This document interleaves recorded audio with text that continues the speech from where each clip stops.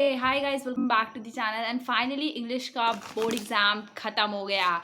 And इस paper की हालत देखिए, प्लीज इस पे तरस खाओ, तुम इतनी गंदी हालत करके रखी। तो चलो मैं तुमसे ओवरऑल एक्सपीरियंस शेयर करती हूँ कि कैसा हुआ मेरा पेपर। ये है मेरा पेपर, प्लीज़ इग्नोर। सेट था 1 मेरा।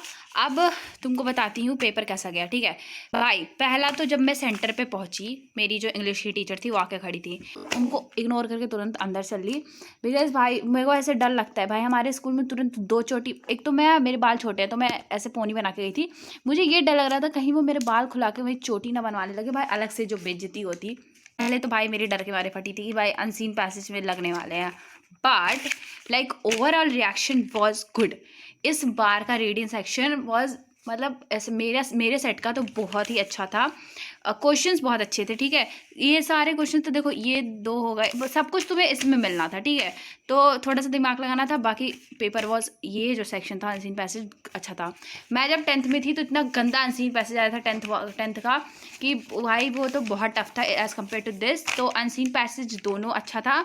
तो पहले मैंने ये सब कुछ पढ़ा तो मेरे को आ रहा था, तो मैंने पूरा ये जो है सेक्शन 1 छोड़ दिया।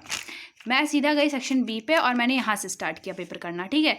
तो इसमें मैंने ये वाला किया था, स्कूल का नाम नहीं दे रखा था तो मैंने खुद से नाम चेप दिया और मैं पहला वाला मैं इसमें करके आई हूँ, ठीक है। और फिर इनविटेशन में भी मैंने दूसरा कर रखा था, ठीक है, ये वाला। उसके बाद फिर जो 5th वाला क्वेश्चन है एप्लीकेशन फॉर्म वाला, उसमें जो है पहले मैं ये वाला किया, मैंने ये वाला। उसके बाद फिर मुझे नहीं आ रहा था तो मैंने ये काट दिया और उसके बाद फिर मैंने नेक्स्ट पेज पे इसको किया और ये मेरा अच्छे से हो गया, ठीक है। रीडिंग सेक्शन को मेरे लगता है मेरे को 40 मिनट लगे होंगे सब कुछ। आते हैं सेक्शन सी पे। तो लिटरेचर पोर्शन भी बहुत मस्त था भाई। अब मैं सबकी बात नहीं कर रही हूँ, बट ये वाला जो है एक्सट्रैक्ट बेस्ड क्वेश्चंस जो है वो बहुत अच्छे थे, इजी थे। सब कुछ तुम्हें उसी में मिलना था और बहुत लाइक भाई, अगर तुमने थोड़ा सा भी पढ़ा था तो एक्सट्रैक्ट बेस्ड क्वेश्चन मस्त तुम्हारे हो जाने चाहिए थे, ठीक है। तो पहला वाला आसान था, दूसरा वाला भी ईजी था। थोड़ा सा दिक्कत मेरे को आ रहा था इस वाले में, ठीक है, ये वाला जो 8th वाला है।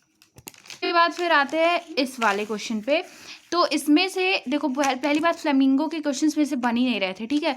पहले मैंने पढ़ा तो मुझे लगा मुझे आ रहा है, बट जब मैं लिखने गई तो मुझे कुछ नहीं आ रहा था।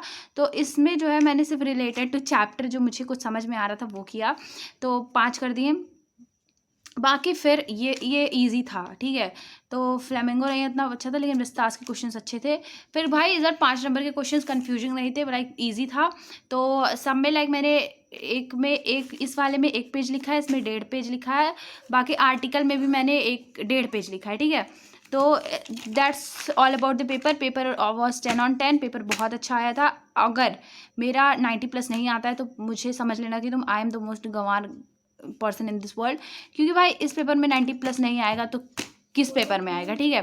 तो ऑल्सो हाँ, पर जो क्लास में हमारे जो सरवर मैगर मैम थी, तो वो आके कहते हैं बेटा, मतलब वो बोलते हैं कि क्लास में कुछ बच्चों की कॉपी बहुत अच्छी है, जैसे इस लड़की की।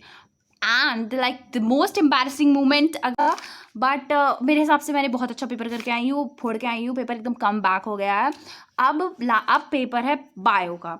तो अब कल से मैं सीरियस होकर पढ़ना शुरू कर दूंगी, मैं प्रॉमिस करती हूँ। और अगर नहीं भी किया तो भी कोई बात नहीं है, मैं नेक्स्ट डे से करूँगी।